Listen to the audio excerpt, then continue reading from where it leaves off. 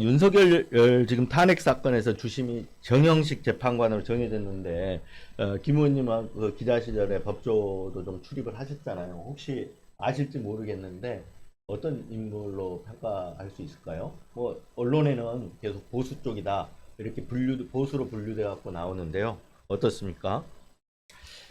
뭐, 언론에서 나와 있는 것들은 대부분 아실 텐데, 일단 뭐, 박선영, 진실과 화해위원회의, 네, 그러니까 부인이, 네, 정영식 재판관의 부인의 언니가, 네, 네, 언니가 이제 박선영 위원장인데, 그분이, 정광훈 목사랑, 같이, 마지막 극우에 서서 네, 활동을 했고, 거기에, 정영식 씨가 재판관이 뭐, 기부도 하고 네, 뭐 이런 그리고 뭐 여러 가지 재판 사례들이 있죠. 그래서 이분의 성향이 이미 뭐 잘 알려져 있는데 저는 뭐 기자 시절에는 몰랐고요. 네, 제가 여의도 국회의원을 할 때 이분 인사청문회에 제가 아, 인사 그 청문위원이었어요. 네, 그래서 이제 이분하고 뭐 말다툼도 좀 하고 네, 이랬는데 일단 태도의 측면에서 보면 대부분 이제 인사청문회 나오면 속마음은 그렇지 않더라도 이제 좀, 뭐라 좀 눈빛도 좀 네, 누기고 네, 이렇게 네, 도전하는 자세를 스스로 꺾는데 이분은 그렇지 않으시더라고요. 어, 아주 이렇게 음, 그렇다고 막 직접적으로 적극적으로 공세적으로 나오진 않는데 네. 나는 네 말에 수긍하지 않는다. 어, 라고 하는 그 눈빛과 태도가 아주 역력하게 드러나 보였는데, 그래서 고집불통이구나, 이런 네, 느낌이 들었어요. 그런데 그 중에 하나가 이재용 삼성 네, 부회장 사건인데, 저뿐만 아니라 여러 의원들이 그 건에 대해서 물어봤어요. 왜냐하면 1심에서 유죄를 내렸거든요. 근데 네, 이분이 그걸 무죄로 바꿨어요. 네, 그런데 그걸 또 대법원에서 또 뒤집어져서 유죄가 확정이 됐어요. 네, 그러니까 자기만 이재용을 봐준 거예요. 네, 어, 그러니 대법원에서 깨진 거잖아요, 자기가. 네, 그러면 네, 말하자면 자기가 뭘 잘못했는지, 어떤 판단 착오가 있었는지, 이런 것들에 대해서 사실 성찰하는 게 기본적인 판사들의 자세일 텐데, 네, 이분은 끝까지 자신의 그 판단이 네, 옳았다, 네, 라고 하는 취지의 그 고집을 계속 피우더라고요. 그래서 예, 저분이 고집불통이구나. 그래서 야, 현재 이제 윤석열 탄핵건에 대해서도 저분의 그 성격이 어느 정도는 드러나겠구나. 네, 그런 생각이 그게 들었습니다. 굉장히 상징적인 장면이어가지고 많은 네, 분들이 어떻게 저렇게 당당할 수 있지? 라는 어, 생각들을 많이 아, 하셨던 것 같고 기존에 이제 보수 판사로 많이 분류가 되다 네, 네, 보니까 기존의 판례들을 많이들 다들 찾아보신 것 같아요. 근데 네, 대표적인 게 사실 이재용 사건이고요. 네, 한명숙 총리 그 사건 관련해서도 사실 유죄 네, 내렸던 그 네, 전례가 있고, 그리고 뭐 아까 말씀하셨던 이 전광훈 목사의 이 집회에 참여하는 어떤 네, 탈북 단체죠. 네, 보수 단체로 규정하고 있는데 네, 여기에 현직 판사가 이제 600만 원 정도로 이제 후원을 했다라는 게 가장 네, 네, 대표적으로 네, 그렇죠. 거론이 되다 보니까 이분이 보수적 성향을 띠고 있다. 네, 라는 측면의 그런 보도들은 워낙에 많이 나와서, 근데 하필이면 또 이게 무작위 추첨인데도 불구하고 네, 주심이 또 정형식이 되면서 네, 이 진보든 보수든 간에 정형식이라는 이 주심 재판관에 굉장히 이목이 쏠리는 건 사실입니다. 네, 그렇죠. 근데 이게 이제 결국은 어제 그래서 어제 이렇게 됐잖아요. 공보관이 네, 주심은 비공개라고 그랬거든요. 맞아요, 네. 맞아요. 네. 그러니까 그 어떤 외부의 압력을 받을 수도 있고 또 사안이 민감하고 그래서 그랬던 것 같아요. 네, 근데 주심이 이제 결국은 공개가 됐어요. 정영식 재판관으로. 그래서 아까 우리 김 의원님 얘기나 박영태 얘기했던 대로 그런 보수적으로 분류되는 사람이고 그런 성향을 보여왔던 네. 사람이라는 거는 이제 어느 정도는 다 알고 있는 알잖아요. 내용이죠. 아는데 그러면 과연 이게 주심이 정형식 재판관인데 이 재판의 어떤 방향이나 결과에 영향을 미칠 것인가 이 부분이 가장 중요하잖아요. 그렇죠. 네, 어떻게 보십니까, 김님? 에, 중요한 건 두 가지인데요. 하나는 방향, 또 하나는 속도죠. 네, 이거 뭐 6개월까지 할 수 있도록 돼 있으니까 이제 국민의힘 쪽에서는 최대한 6개월까지 또는 그 이상도 네. 끌고 싶은 게 마음일 텐데 저는 방향까지 바꿀 수는 없다고 생각해요. 네. 정영식 재판관이 아무리 주심을 맡았다 하더라도. 그런데 속도는 조절할 수 있겠구나. 네. 뭐 이 주심이라는 게 저 판결문, 결정문 초고도 쓰고 네. 또 그 평의회 네. 9명 전체 하는 일종의 사회자죠. 그렇죠. 그 평의의 예. 사회를 보는 사람이기 때문에 속도는 늦추려고 하겠구나.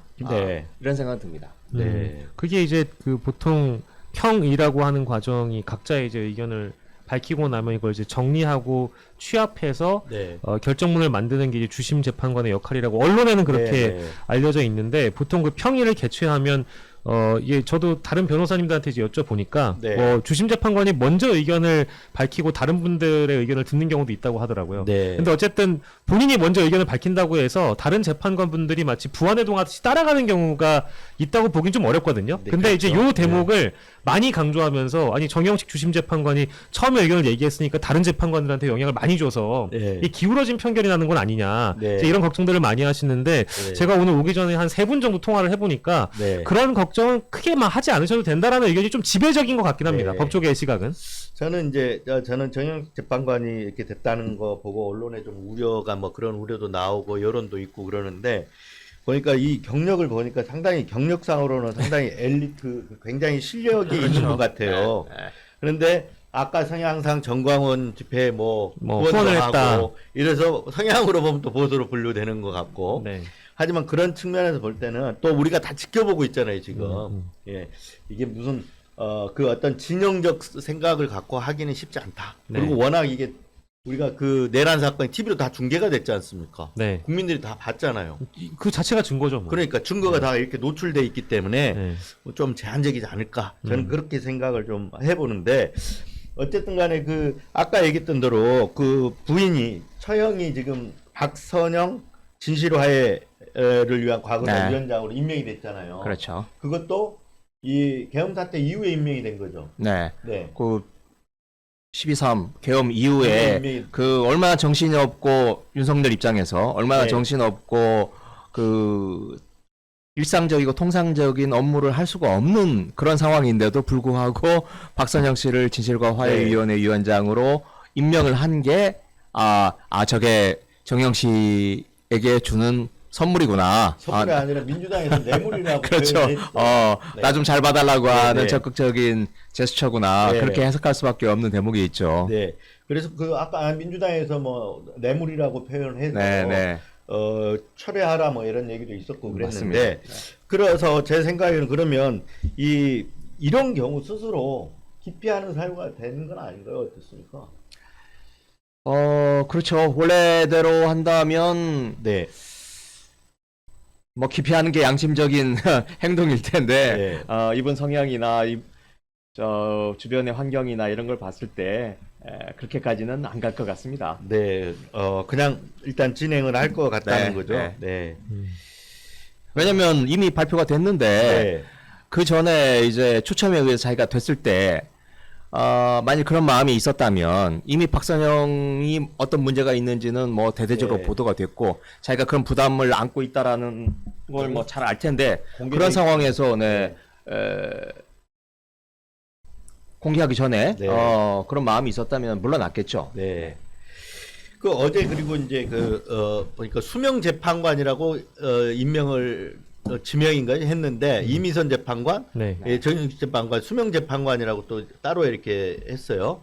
수명 재판관 역할이 뭐 하는 사람들 그 수명 재판관 쉽게 얘기하면 이제 언론 보도를 종합하면 수명 재판관이 이제 이 사건에 대한 분석과 정리를 종합한다라고 되어 있습니다. 네. 그러니까 이 주심 재판관은 또 다르게 이번 사건을 사실 담당해서 주되게 심리하고 분석하는 분이 이제 수명 재판관이라고 나와 있거든요. 이제 요거에 대한 보강 설명을 법조계에서 이제 하기로는 사실 주심 재판관보다는 수명 재판관이 훨씬 더 중요하다라고 네. 무게를 둬서 설명을 하더라고요. 아. 그게 이제 맞는 법리적인 지식이라고 다들 중론으로 이제 모아서 말씀을 주시긴 했는데 수명 재판관도 어쨌든 동일하게 의견을 낼 수 있는 자리이기 때문에 그렇죠. 앞으로의 결과에 영향을 주는 지대한 중요한 자리이기도 하고요. 이제 이 분이 분석한 내용들을 다 공유를 해서 다른 재판관들이 취합을 하기 때문에 네. 어쨌든 첫걸음으로는 제일 중요한 게 주심보다는 네. 수명이다라는 의견이 좀 더 지배적인 건 맞습니다. 네.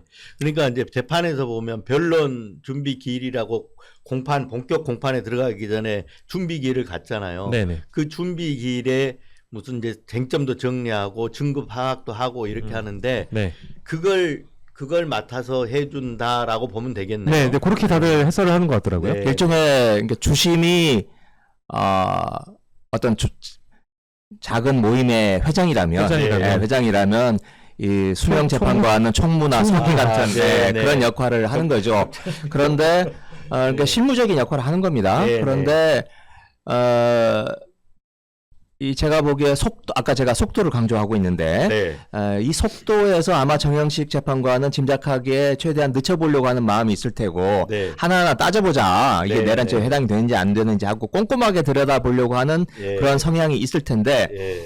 이미선 재판관을 수명 재판관으로 임명을 하지 않았습니까? 네. 아마 문영배 소장이 예. 임명을 했을 텐데 그러한 그 정형식을 좀 견제를 해달라라고 하는 의미에서 네. 문재인 대통령이 지명한 예. 이미선 재판관을 수명 재판관으로 같이 네. 앉힌 것 같습니다. 그래서 그 머릿속에 그려지는 그림으로는 정형식 재판관과 이미선 재판관이 상당히 그 신경전을 네. 벌이지 않을까 앞으로 싶은데 사실 그 학교 선후배로 한 10년 정도 차이가 나는 네. 그런 연배에서 이미선 재판관이 얼마나 강단 있게 이 재판을 이끌어갈지 그것도 하나의 좀 관심 있게 지켜봐야 될 포인트라고 생각이 듭니다. 가장 이제 중요한 네. 건 뭐 수사 기록을 이제 실제 헌재 쪽에 넘겨받아 가지고 그것을 분석하거나 보는 분들이 대들 수명 재판관들이 하시기 때문에 네. 이제 이분들이 아까 실무를 담당한다고 아까 이제 김 의원께서 말씀 주신 그대로 네. 앞으로의 이 속도나 방향은 주심보다는 네. 수명 쪽에서 일단 결정될 게 분명하다라고 보는 시각인 것 같습니다. 근데 이제 그 박근혜 탄핵 때 보면 변론 준비 기일을 3차례 가졌거든요. 그러면 여기서도 윤석열 탄핵 사건에서도 뭐 내란죄는 좀 이거는 박근혜 탄핵 사건에 비해서 좀 뒤에 가면 또 얘기를 하겠지만 조금, 감명한? 예, 그렇죠. 그러니까 뭐랄까 파악하기도 쉽고 그 단순하다고 할까요? 훨씬 박근혜 사건 복잡했다면 네. 더 단순한 거죠. 상대적으로.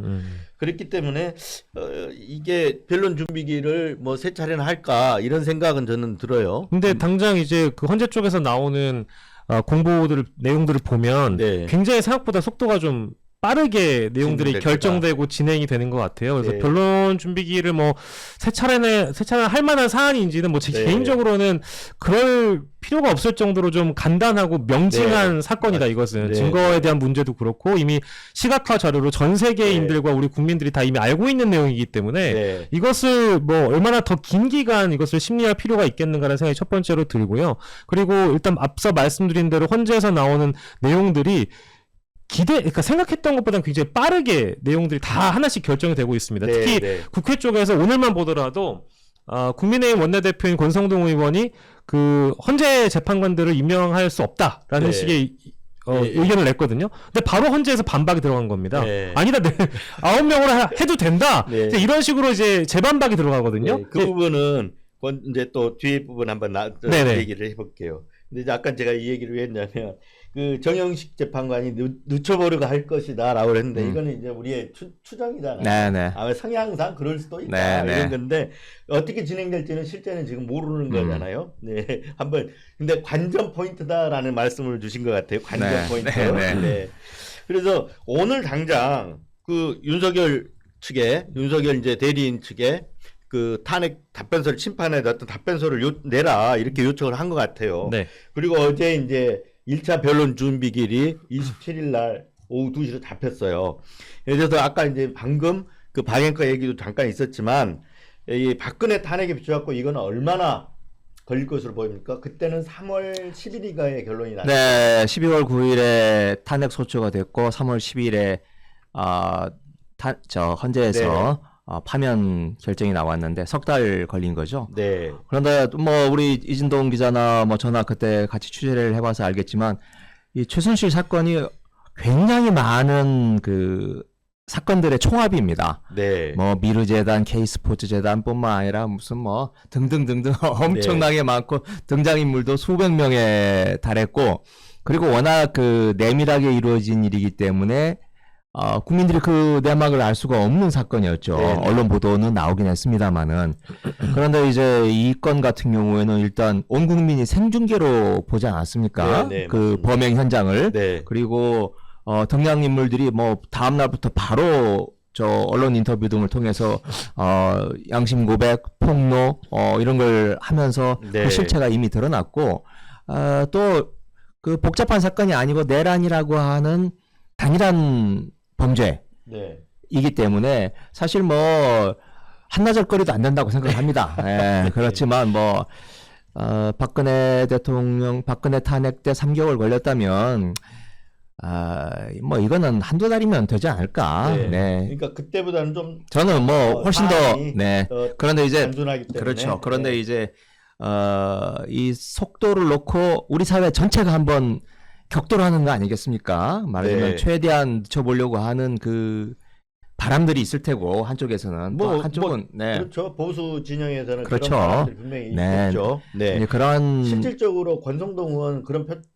그렇죠. 뭐 아주 노골적으로 네. 얘기를 하고 있는 네. 거니까요. 이제 그 속에서 현재 9분이 어떤 템포로 가져가느냐. 네. 그건 이제 그분들이 이제 판단을 하겠죠. 네. 네. 당장 이제 윤석열 대통령 측이나 네. 여권 주류 쪽에서 나오는 거는 이제 이미 일찍이 좀 많이 보도가 됐습니다만 그 헌법재판소법의 51조에 관련된 내용인데 네. 윤석열 대통령 탄핵 심판하고 형사 심판하고 동시에 이게 진행될 수 있는 거냐 이제 이런 것들을 계속 이제 거론을 하면서 네. 자꾸 이제 뭐 어떤 헌재 결과를 좀 늦추려고 한다든지 네. 지연하려고 한다든지 그런 의견들이 굉장히 좀 많이 나오고 있거든요. 근데 실제 이것이 처음에는 헌재가 스스로 결정할 수 있는 어떤 권한이 있는 것이고 그건 어디까지나 51조를 반드시 지켜야만 하는 사항은 아니다. 이제 이렇게 네. 강조를 했음에도 불구하고 제가 전반적으로 보는 일단 첫 번째 보수 유튜버들, 이제 흔히 얘기하는 극우 유튜버들이죠. 네. 이쪽의 분위기라든지 그리고 보수 패널들로 나오는 분들의 네. 그 주된 의식이라는 게 네. 이 51조를 굉장히 많이 거론하면서 네, 네. 어떻게든 좀 지연을 해보겠다라는 의사가 많이 내비쳐지고 있어요. 근데 이것이 네. 윤석열 측의 변호인들 내지는 네. 법률 대리인들도 이 이제 법리를 많이 강조를 하려고 들고 있거든요. 그러면 이것이 빨리 결론이 나올 수 있겠는가? 이제 그 대목에 대한 약간 브레이크가 걸릴 수도 그래요? 있겠죠. 예. 저는 낙관하는데. 예. 보수 극우 유튜버들 말 듣고 계엄했다 망했잖아요. 그렇죠, 그렇죠. 예. 그것도 말 들으면 망할 거예요. 그러니까 하여튼 그 예, 부분은 저도 사실은 뭐 예. 이게 사실 중요한 문제라고 생각 안 하지만 그 부분 농담으로 네네네. 했던 얘기고. 네. 자, 그래서 제가 이제 박근혜 탄핵 때는 그 대리인들한테 아예 맡겨버렸잖아요. 네, 네. 그걸 거의 대응을 안 했어요. 근데 지금 보면 윤석열 측은 굉장히 적극적으로 적극적이죠. 대응을 네. 할 것 같다는 생각이 들거든요. 음. 그래서 법리적으로도 그 비상계엄은 통치행위에서 사법심사 대상이 되지 않는다고 이미 얘기했잖아요. 그래서 그런 어떤 전략을 갖고 대응을 할 것 같은데 윤석열 측 대리인들 아까 박앵커 네, 얘기했는데 대리인들 어떤 사람이고 그 전략은 아마 그걸 강조를 하지 않을까 싶은데 예상되는 쟁점이 있을 것 같아요. 오케이. 어떻게 보십니까, 김 글쎄요, 뭐 쟁점을 만들려고 하면 만들겠죠. 네. 일단 뭐 내란죄 구성 요건에 이게 내란죄 구성 요건이 뭐 전문가는 아니지만 세 가지인가 네. 있다는 거 아니겠습니까? 뭐 그 하나하나에 대해서 뭐 예를 들면 이게 폭동이냐 아니냐. 네. 예를 들면 내란죄가 성립되려면 폭동이어야 되는데 아마 윤석열 쪽에서는 저 정규군 동원한 게 그거 어떻게 네. 폭동이냐. 네. 그 정규 라인을 통해서 내려간 지시다. 뭐 이런 식으로 이제 이야기를 할 텐데 이미 뭐 온 국민이 다 보고 판단하고 이미 결정이 내려진 내용을 가지고 우기는 건 오히려 더 모양만 구겨지지 않을까 그렇게 생각이 듭니다. 네. 공식적으로 일단 뭐 윤석열 대통령 변호인단의 이제 대표라고 불리는 이제 김홍일 변호사죠. 네. 이분은 뭐 이제 이번 정부에서 공직을 2번이나 맡으신 분이기 때문에 이미 네. 일찍이 다들 알려진 내용이지만 뭐 이제 어떤 수사기관 출석 여부라든지 변호인단을 어떻게 꾸리겠다라든지 그리고 향후에 이 혐의와 관련돼서 어떻게 소명할 건지에 대한 의견을 기자들이 재차 물어봐도 지금 당장 공식적으로 딱 내비치는 의견은 사실 없습니다. 네. 뭐 단독 보도나 이런 것들 종합해 보더라도 일단 없는 것 같고요. 다만 이제 그 밑바닥에서 그러니까 이제 수면 아래에서 거론되고 있는 여러 가지 내용들은 이미 일찍이 좀 알려지고 있는데 네. 여권 주류의 시각이랑 거의 뭐 동일하다고 보시면 될 것 같아서요. 네. 뭐 통치 행위라든지 이런 부분들을 강조하면서 헌재의 심판 대상이 아니다 이제 이런 쪽으로 몰고 갈 가능성이 매우 높겠죠. 네.